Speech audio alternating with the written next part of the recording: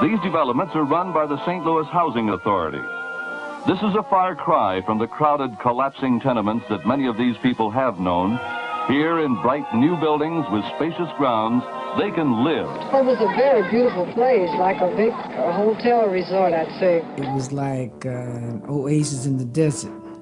All this newness. I never thought I would live in that kind of a surrounding. What happened? Well, one day we woke up and it was all gone.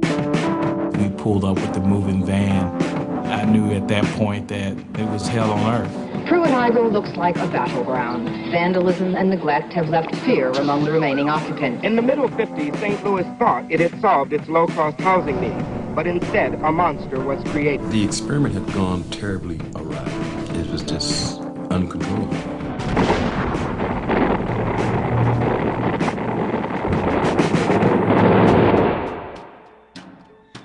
Pruitt-lgoe is such a symbol that we tend to forget that it is no different than the city that surrounded it. What happened to St. Louis was tragic, but that's simply not how we've told the story. Pruitt-lgoe was always fighting against this terrible riptide of destruction in the midst of an economy that was dying.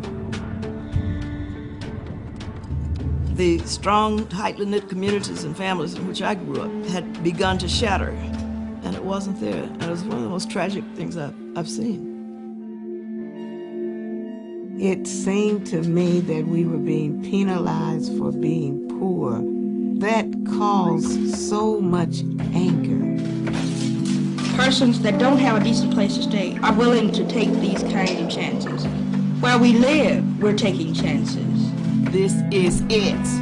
This is out of control, and we are no longer going to put up with it. We're not going to tolerate this anymore. I said, as tenants, we've got